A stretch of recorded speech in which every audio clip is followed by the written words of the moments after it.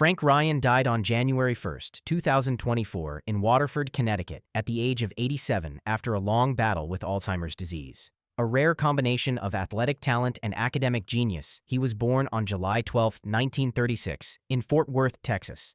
Ryan's football journey began at Rice University, where he not only excelled as a quarterback but also laid the groundwork for a remarkable academic future. Drafted in the 5th round of the 1958 NFL Draft by the Los Angeles Rams, Ryan spent his early years as a backup before being traded to the Cleveland Browns in 1962. That trade changed everything. When starting quarterback Jim Nanowski was injured, Ryan stepped in and never looked back. In 1963, he threw for over 2,000 yards and 25 touchdowns, leading the Cleveland Browns to a 10-4 record. The following season cemented his legacy. In 1964, Ryan threw 3 touchdown passes to Gary Collins as Cleveland stunned the Baltimore Colts 27-0 to win the NFL championship. Ryan continued to shine through the mid-1960s, leading the league in touchdown passes twice, in 1964 and 1966, and earning 3 consecutive Pro Bowl selections.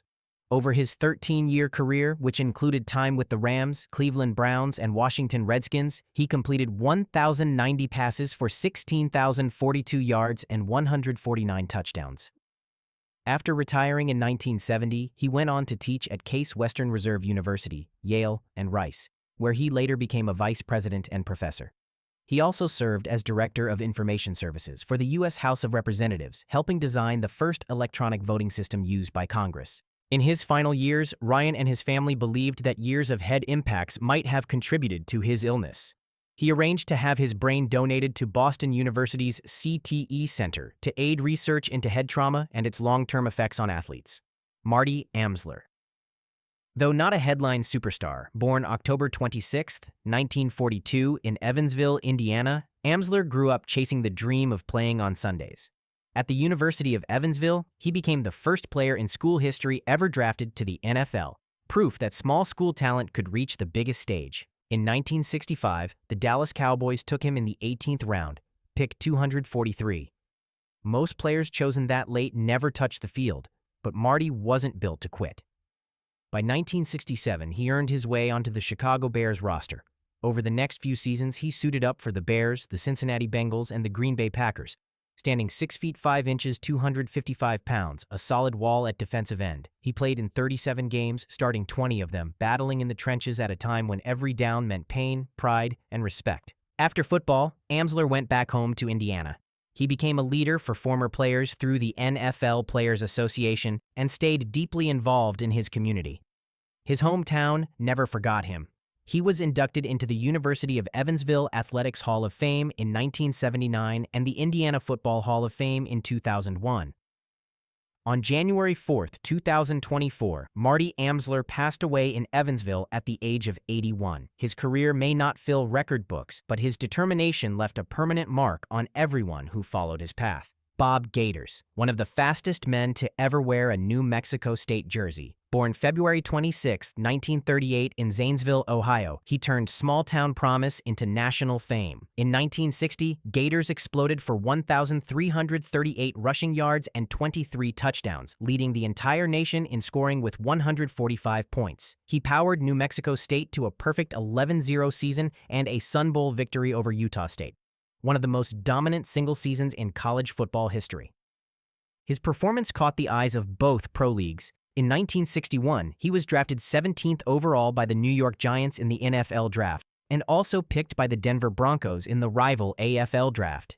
Gaiters joined the Giants, scoring 3 touchdowns in his rookie year, and later played for the San Francisco 49ers and Denver Broncos, totaling 673 rushing yards, 175 receiving yards, and 8 total touchdowns across his professional career. After brief stints in the Canadian Football League and Continental Football League, Gaiters retired quietly from football, returning to Ohio, where he stayed close to his community. Though his NFL career was short, his college legacy lived on. He was inducted into the New Mexico Sports Hall of Fame for his record-setting 1960 season. Bob Gaiters passed away on January 5, 2024, at the age of 85.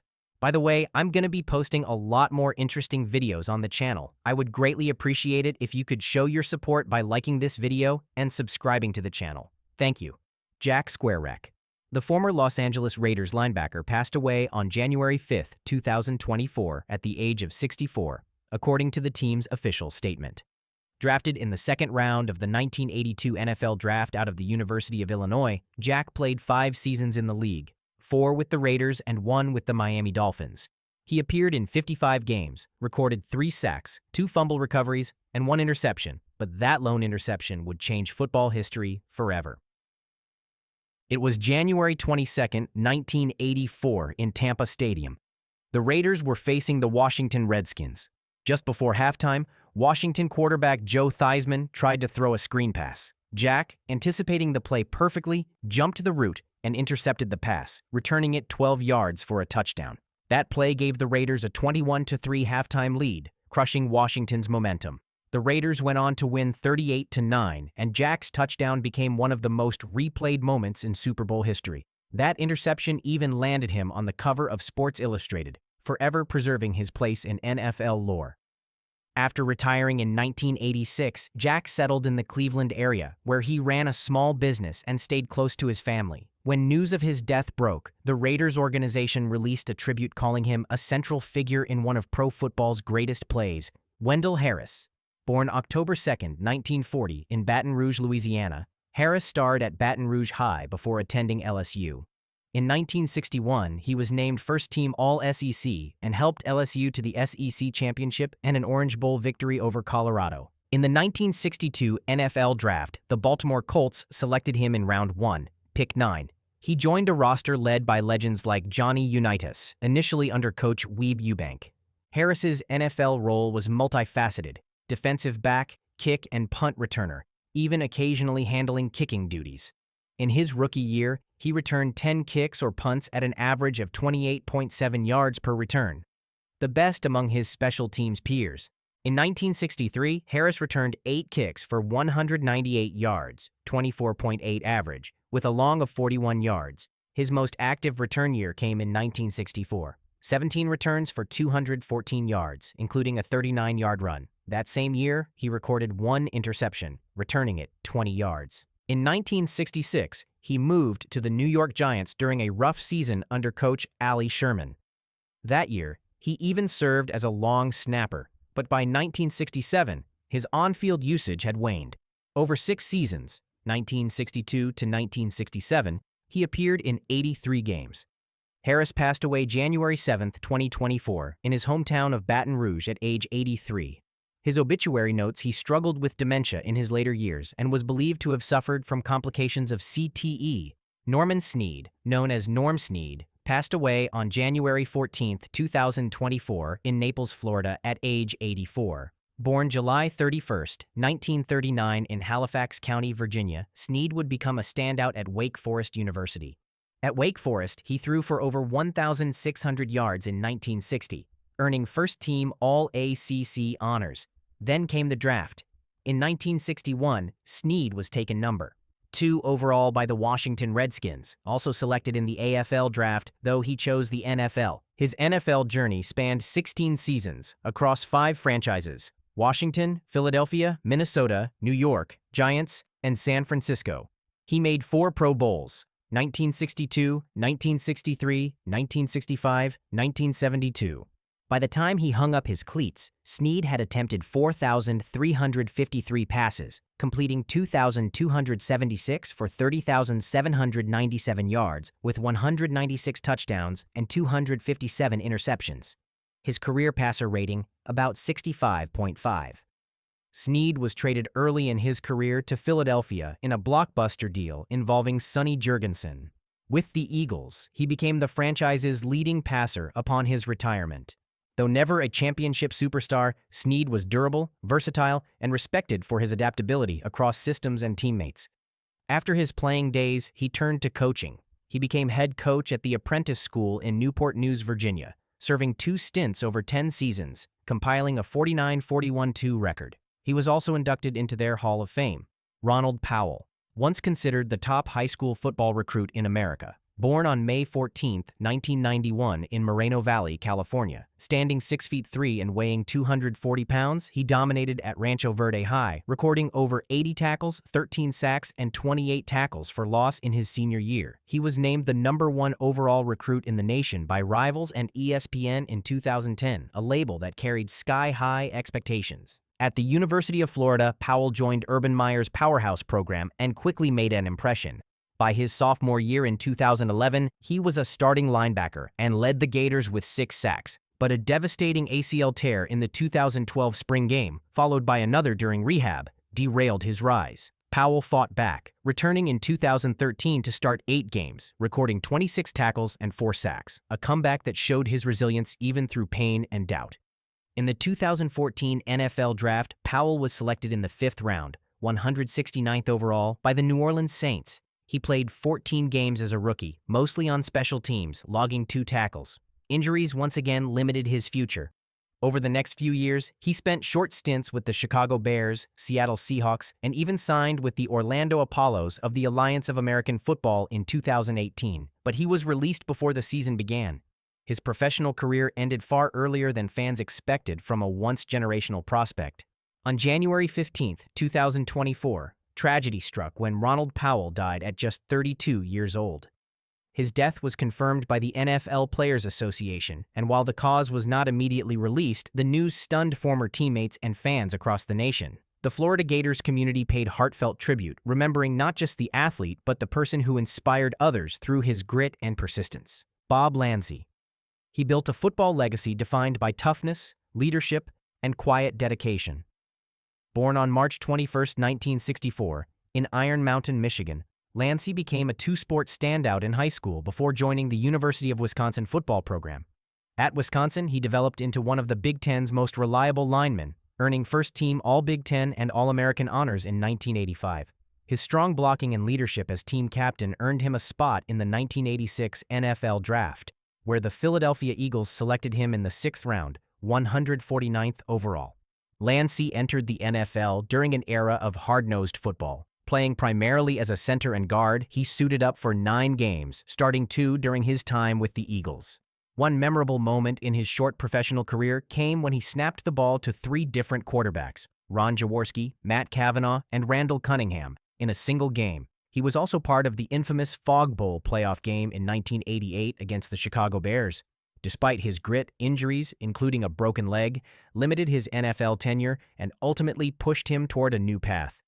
After his playing days ended, Landsee transitioned to coaching, where his passion for the game truly flourished. He became an offensive line coach and later a head coach in the Arena Football League, leading teams like the Milwaukee Mustangs, Green Bay Blizzard, and Milwaukee Iron. Under his guidance, the Blizzard recorded an 11-5 season and reached Arena Cup 7 in 2006.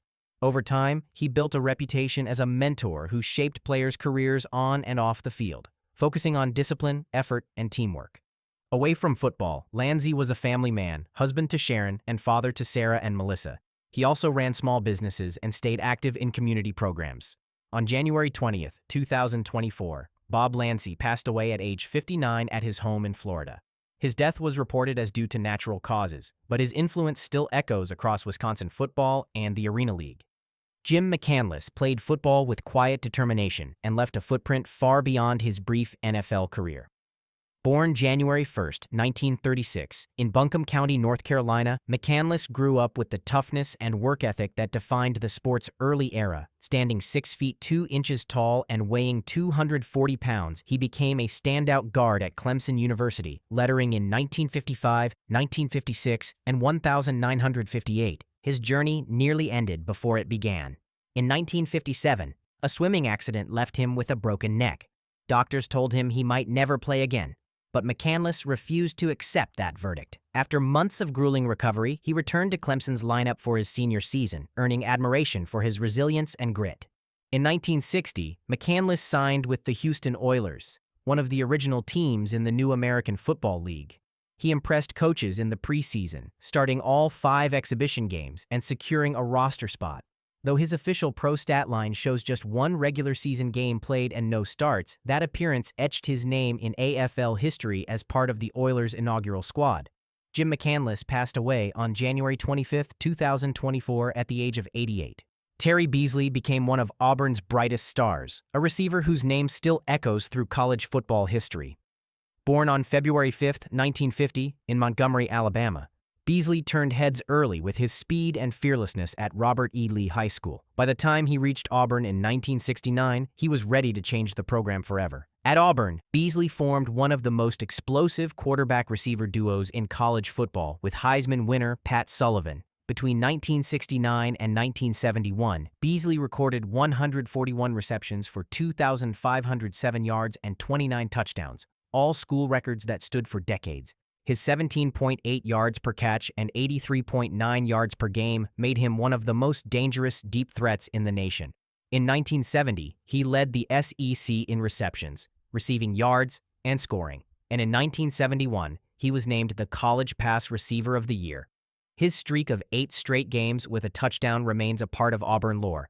Beasley's college dominance led to him being selected in the first round of the 1972 NFL Draft, 19th overall, by the San Francisco 49ers. But the NFL was cruel to his body.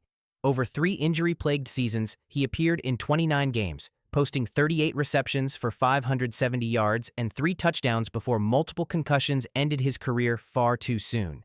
Doctors later documented that Beasley had suffered at least 19 head injuries, and in retirement he joined a class action lawsuit against the NFL over long-term brain trauma.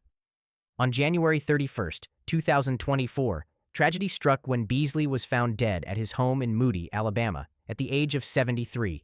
Authorities said his death was an apparent suicide. Auburn University, the SEC, and former teammates across generations paid tribute to the man who redefined the wide receiver position in college football. Alonzo Johnson rose from Panama City, Florida, to become one of the most respected defenders in Florida Gators history.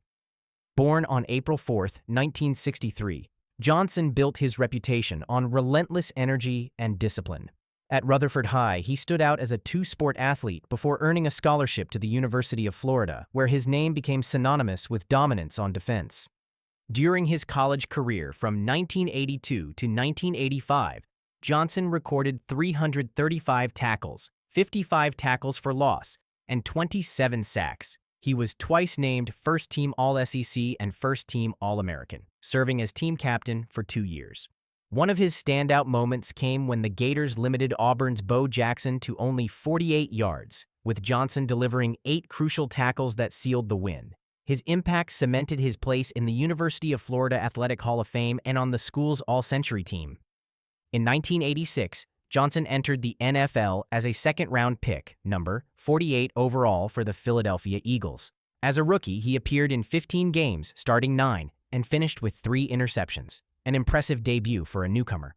But injuries and off-field issues cut short what could have been a long and successful career. He played just 3 games in his second season before leaving professional football. On February 1, 2024, Alonzo Johnson passed away at age 60 in his hometown of Panama City.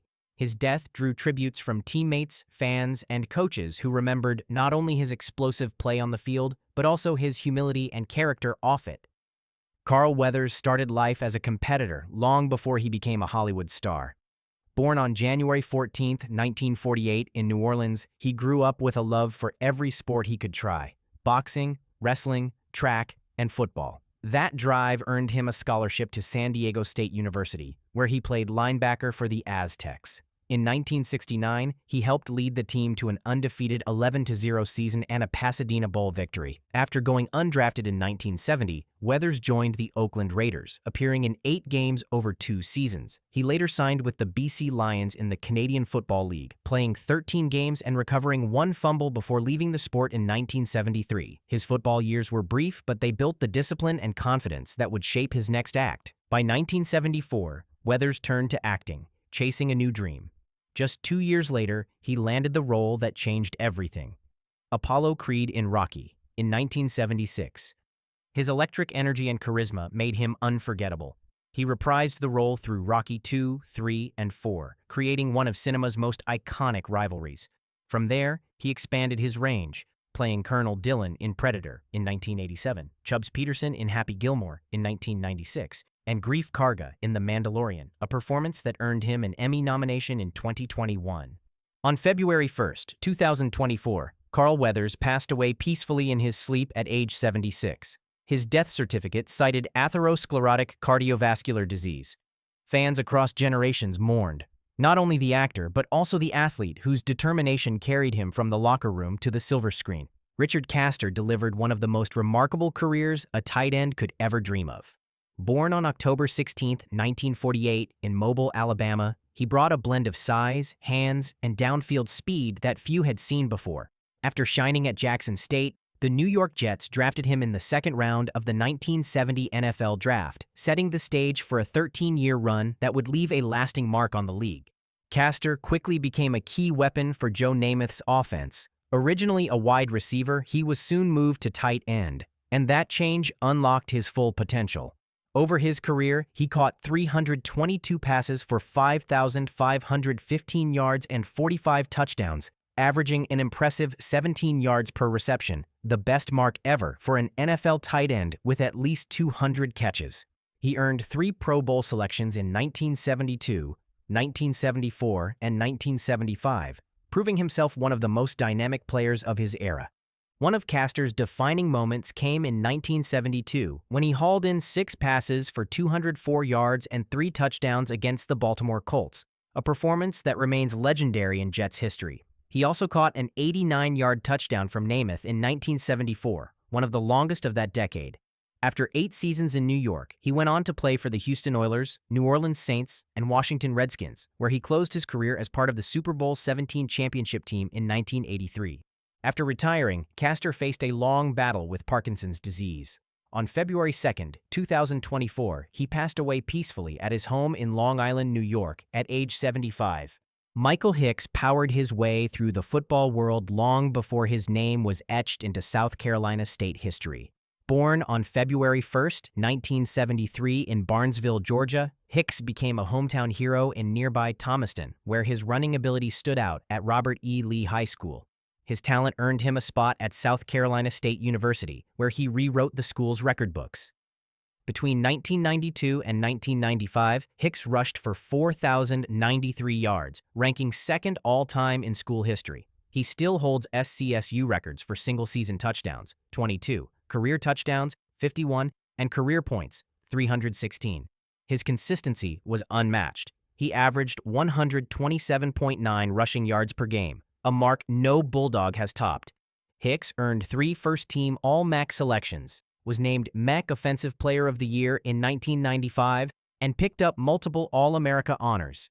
His dominance on the field made him a 7th-round pick in the 1996 NFL Draft by the Chicago Bears, selected 253rd overall. Wearing numbers 44 and 22, he appeared in parts of 2 seasons, rushing 31 times for 106 yards with a 3.4-yard average. After his time in the NFL, Hicks extended his career in NFL Europe with the Barcelona Dragons, proving his dedication to the game never wavered. In 2014, South Carolina State honored Hicks with induction into its Athletics Hall of Fame, celebrating a legacy that still inspires Bulldog fans.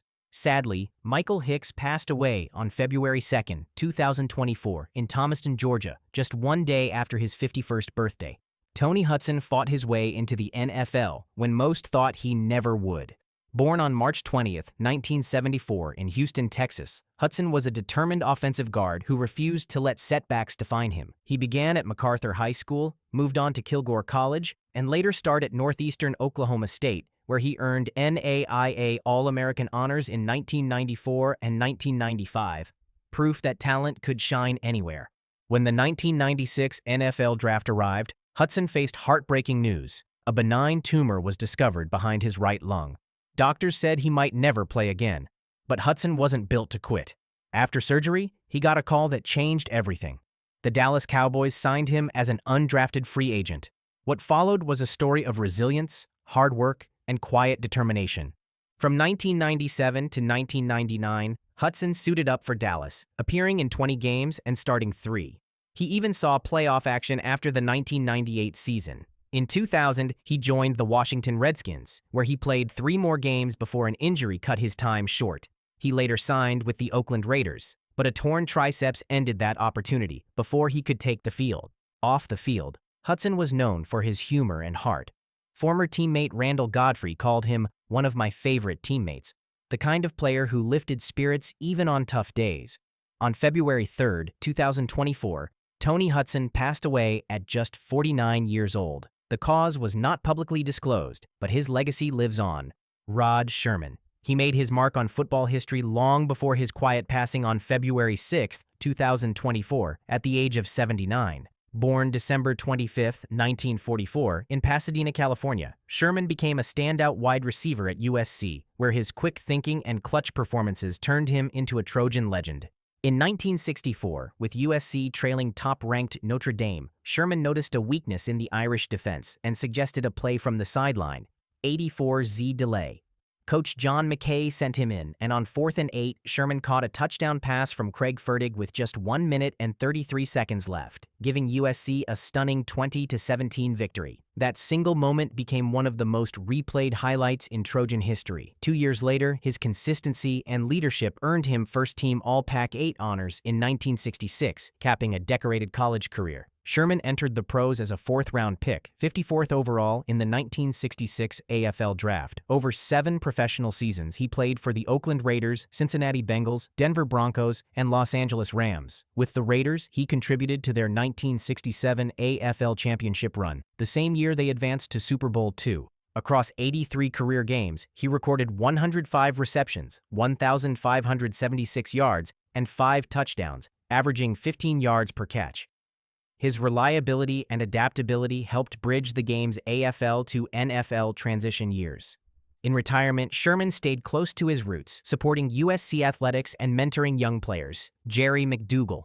He carved a unique path through football history. Born on March 21, 1935, in Long Beach, California, he rose from Long Beach Polytechnic High School to star at UCLA, lettering from 1954 to 1956. His power, agility, and balance caught attention across both sides of the border, and by 1957, he began a journey that would make him a rare two-league champion. McDougall joined the Hamilton Tiger Cats of the CFL in 1957, quickly becoming one of their standout players. That same year, he helped Hamilton capture the Grey Cup, and his efforts earned him back-to-back CFL Eastern All-Star selections in 1957 and 1958. Over the years, his name became known in both Canada and the United States, as he also suited up for the Toronto Argonauts, Edmonton Eskimos, and even crossed into the American Football League with the San Diego Chargers. In 1963, McDougall reached another career high, becoming an AFL champion with the Chargers, a feat few players could claim during that era. He also won a second Grey Cup in 1965, this time with the Hamilton Tiger Cats, cementing his place among football's transborder success stories.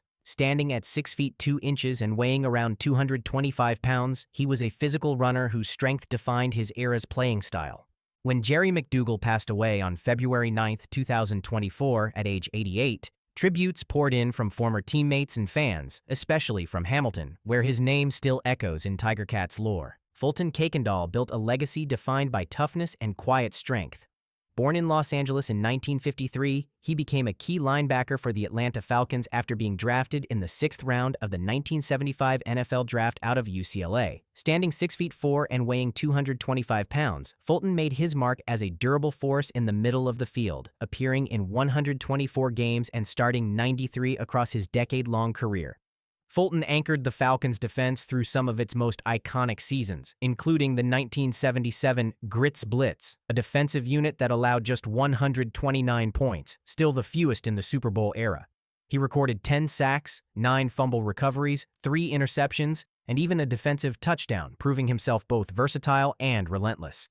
His aggressive style earned him the nickname Captain Crazy, a title teammates gave him for throwing his body into every tackle without hesitation. After football, Fulton faced years of physical pain from 28 surgeries, including multiple joint replacements. In his later years, he battled dementia, believed to be linked to his playing days. On February 15, 2024, Fulton passed away in Canton, Georgia, at age 70. His brain was donated to Boston University's CTE Center, continuing his fight for player safety even after death. Leroy Harris played football with heart, power, and quiet consistency that earned respect on every field he stepped on. Born July 3, 1954, in Savannah, Georgia, Harris began his journey at Fort Scott Community College before transferring to Arkansas State, where he rushed for 1,920 yards and 15 touchdowns in just 2 seasons. His talent caught the attention of the Miami Dolphins, who drafted him in the 5th round of the 1977 NFL Draft. In his rookie year, Harris delivered a highlight that Dolphins fans still remember: a 77-yard touchdown run on Monday Night Football against Baltimore, setting a team record for a rookie. Over 5 NFL seasons with Miami and the Philadelphia Eagles, he totaled 1,813 rushing yards, 13 rushing touchdowns, and appeared in Super Bowl 15, helping the Eagles reach the 1980 NFC Championship. After football, Harris returned to his hometown, where he remained active in local sports and was later honored by the Greater Savannah Athletic Hall of Fame. On September 1, 2024, Harris passed away at age 70. Dwight Harrison. He was known for his speed, toughness, and quiet determination on the field. Born on October 12, 1948 in Beaumont, Texas, he became a standout athlete at Texas A&I University, now Texas A&M Kingsville, excelling in both football and track. His talent earned him a second-round selection in the 1971 NFL Draft by the Denver Broncos. Harrison later played for the Buffalo Bills, Baltimore Colts, and Oakland Raiders during a 10-year career that saw him record 19 interceptions, 3 fumble recoveries, and 3 defensive touchdowns. In Buffalo, he helped anchor a defense that became one of the toughest in the league during the mid-1970s. Teammates praised his leadership and work ethic, qualities that earned him respect long after retirement. Yet his life after football was marked by hardship. Harrison suffered from post-concussion syndrome, battling memory loss and depression while struggling financially. He became one of many former players to join the NFL concussion lawsuit, fighting for better health protections. Dwight Harrison passed away on September 2, 2024 at age 75. If you found this video interesting, I'll be posting many more interesting videos on the channel. I'd greatly appreciate it if you could like and subscribe. Thank you very much.